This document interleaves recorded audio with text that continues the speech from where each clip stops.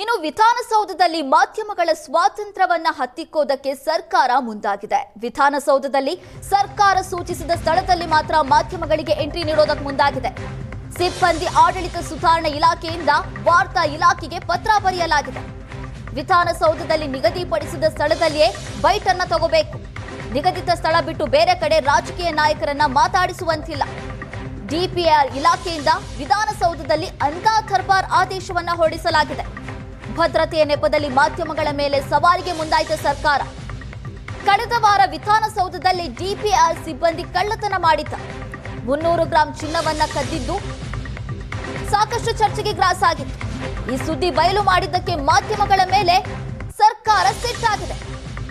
ವಿಧಾನಸೌಧದಲ್ಲಿ ಭದ್ರತಾ ಲೋಪ ಬಯಲಿಗೆಳೆದಿದ್ದೇ ಮಾಧ್ಯಮಗಳ ತಪ್ಪಾಯ್ತ? ಹಾಗಾದ್ರೆ ವಿಧಾನಸೌಧದಲ್ಲಿನ ಅಕ್ರಮಗಳ ಬಗ್ಗೆ ಮಾಧ್ಯಮಗಳು ವರದಿ ಮಾಡಬಾರ್ದ? ಹಾಗಾದ್ರೆ ಮಾಧ್ಯಮಗಳಿಗೆ ವಿಧಾನಸೌಧದಲ್ಲಿ ನಿಯಂತ್ರಣ ಹೇರೋದಕ್ಕೆ ಸರ್ಕಾರ ಮುಂದಾಗಿದೆ. ಮುಂದೆ ವಿಧಾನಸೌಧದಲ್ಲಿ ಯಾವುದೇ ಸ್ಥಳದಲ್ಲಿ ಹೋಗಿ ನಾಯಕರನ್ನ ಬೈಟ್ ತಗೋಬಹುದಿತ್ತು, ಮಾತಾಡಿಸಬಹುದಿತ್ತು ನಾಯಕರನ್ನ. ಆದ್ರೆ ಈಗ ಸರ್ಕಾರ ಇದಕ್ಕೆ ಹೊಸ ರೂಲ್ಸ್ ಅನ್ನ ತಂದಿದೆ. ಸರ್ಕಾರ ಯಾವ ಸ್ಥಳವನ್ನ ಹೇಳುತ್ತೋ ಅದೇ ಸ್ಥಳದಲ್ಲಿ ನಾಯಕರ ಬೈಟ್ ಅನ್ನ ತಗೋಬೇಕು. ಎಲ್ಲಾ ಕಡೆ ಬಂದು ನಾಯಕರನ್ನ ಮಾತಾಡಿಸುವಂತಿಲ್ಲ ಅಂತ ರಾಜ್ಯ ಸರ್ಕಾರ ಹೊಸ ನಿಯಮವನ್ನ ಜಾರಿಗೆ ತರ್ತಾ ಇದೆ.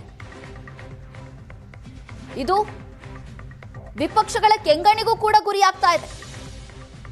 ಈ ಮೂಲಕ ಮಾಧ್ಯಮಗಳ ನಿಯಂತ್ರಣ ಮಾಡೋದಕ್ಕೆ ಸರ್ಕಾರ ಮುಂದಾಯ್ತಾ? ಕೆಲ ದಿನಗಳ ಹಿಂದೆ ವಿಧಾನಸೌಧದಲ್ಲೇ ಕಳ್ಳತನ ಆಗಿತ್ತು. ಡಿಪಿಆರ್ ಸಿಬ್ಬಂದಿ 300 ಗ್ರಾಂ ಚಿನ್ನವನ್ನ ಕದ್ದಿದ್ದ. ಆ ಸುದ್ದಿಯನ್ನ ಮಾಧ್ಯಮಗಳು ಬಯಲು ಮಾಡಿದ್ವು, ವರದಿ ಮಾಡಿದ್ವು. ಅದ್ರ ಬಗ್ಗೆ ಇದೊಂದು ನಾಲಾಯಕ್ ಸರ್ಕಾರ ಅಂತೇಳಿ ರಾಜ್ಯದ ಜನ ಮಾತನಾಡ್ತಾ ಇದ್ದಾರೆ.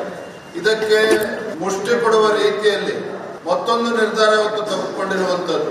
ವಿಧಾನಸೌಧದ ಒಳಗಡೆ ಮಾಧ್ಯಮದವರಿಗೆ ನಿರ್ಬಂಧ ಹೇರಿರುವಂತದ್ದು ಭಾರತೀಯ ಜನತಾ ಪಾರ್ಟಿ ನಾವು ಇದನ್ನು ಬಲವಾಗಿ ಖಂಡಿಸ್ತೇವೆ. ಇಂಥ ಒಂದು ಪ್ರಜಾಪ್ರಭುತ್ವದ ವಿರೋಧಿ ನಡೆ ಯಾಕೆ ತೆಗೆದುಕೊಳ್ತಾ ಇದ್ದಾರೆ ನಮ್ಮಂತೂ ಅರ್ಥ ಆಗ್ತಾ ಇಲ್ಲ.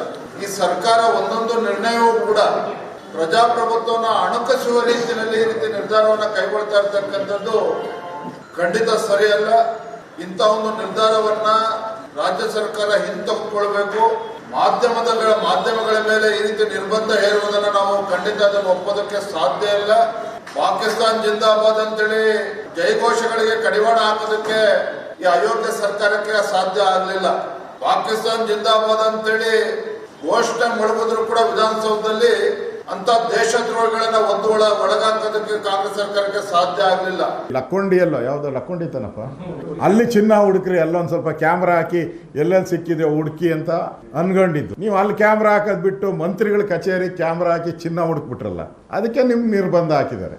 ಇದು ಒಳ್ಳೆ ಬೆಳವಣಿಗೆ ಅಲ್ಲ. ಸರ್ಕಾರನ ವಾಚ್ ಮಾಡಿ ಏನೇನು ತಪ್ಪು ಮಾಡುತ್ತೋ ಅಂತ ಹೇಳೋದಕ್ಕೆ ಮಾಧ್ಯಮ ಇರೋವಂಥದ್ದು. ಅದಕ್ಕೆ ಈಗ ಕತ್ತರಿ ಸರ್ಕಾರ ಕಳ್ತನ ಮಾಡ್ತಾ ಇದೆ, ಲೂಟಿ ಹೊಡಿತಾ ಇದೆ ಅನ್ನೋದಕ್ಕೆ ಮುಚ್ಕೋಣಕ್ಕೋಸ್ಕರ ಈ ಥರ ಮಾಧ್ಯಮವನ್ನು ರಿಸ್ಟ್ರಿಕ್ಟ್ ಮಾಡಿದ್ದೀರಾ ಅಂತ ಜನ ಈಗಾಗಲೇ ಮಾತಾಡ್ತಾ ಇದ್ದಾರೆ.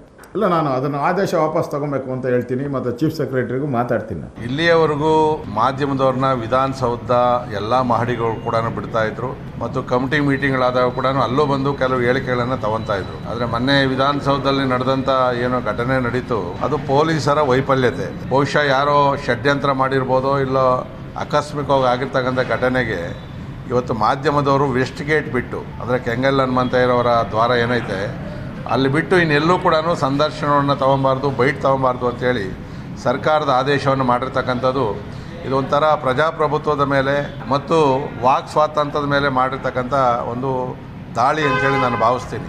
ಆದರೆ ಇವತ್ತು ಇದನ್ನು ನೋಡಿದ್ರೆ ತುರ್ತು ಪರಿಸ್ಥಿತಿ ಜ್ಞಾಪಕ ಬರ್ತಾ ಇದೆ. ಇವತ್ತು ಕೂಡ ಅದೇ ಕೆಲಸವನ್ನು ಮುಂದುವರಿಸ್ತಕ್ಕಂಥ ಕೆಲಸವನ್ನು ಮಾಧ್ಯಮಗಳಲ್ಲಿ ಮಾಡ್ತಾ ಇದೆ.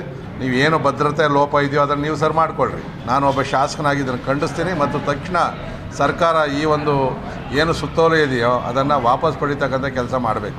ಪರವಾಗಿ ಏನೋ ಕೇಳ್ತೀವಲ್ಲ ಸರ್, ನಾವೇ ನಮ್ಮ ವೈಯಕ್ತಿಕ ಕೇಳ್ಕೊಳ್ಳಲ್ಲ.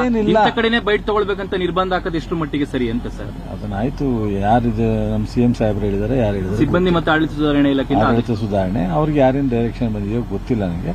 ಬೇಕಾದ್ರೆ ನಾನು ಅದನ್ನು ಚೆಕ್ ಮಾಡಿ ಆ ಥರ ಸಾಹೇಬ್ರ ಗಮನಕ್ಕೆ ತರ್ತೀನಿ, ಸಿಎಂ ಗಮನಕ್ಕೆ ತರ್ತೀನಿ.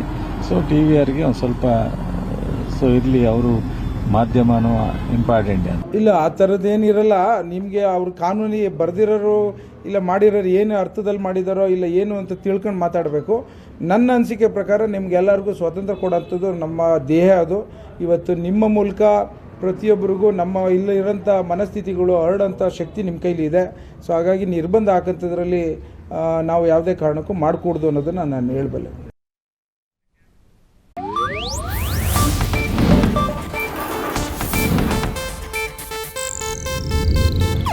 ಇದು ಏಷ್ಯಾನೆಟ್ ನ್ಯೂಸ್ ನೆಟ್ವರ್ಕ್ ಪ್ರಸ್ತುತಿ.